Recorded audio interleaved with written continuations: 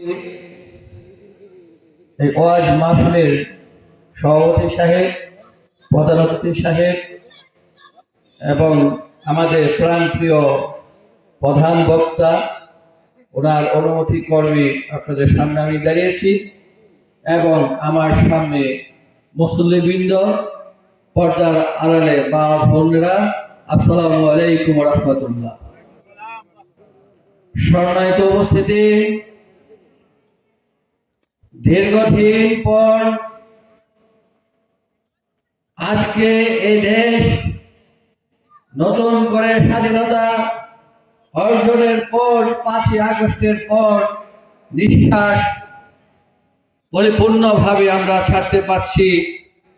এই জন্য মহান আল্লাহ তাআলার দরবারে শুকরিয়া আদায় করছি, আলহামদুলিল্লাহ। আপনারা জানেন আমি মরহুম সুলতানুদ্দিন মেম্বার সাহেবের ছেলে।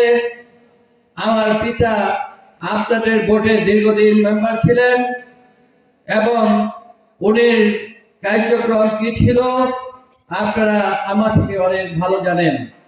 যাদের বয়স 25-এর নিচে ওনারা অনেকটা জানে না।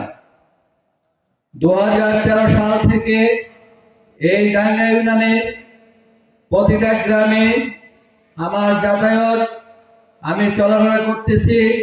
আপনারা জানেন তার উদ্দেশ্য, তার কারণ আমার থেকে ভালো জানেন। যেহেতু ওয়াজ মাহফিল, আমি ওদিকে যাব না।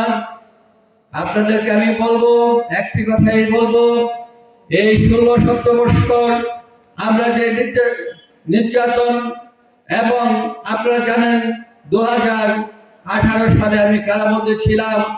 কেন ছিলাম? আপনাদের জন্য, আপনাদের সেবা করার জন্য যে যুদ্ধ করেছি। এই দেশে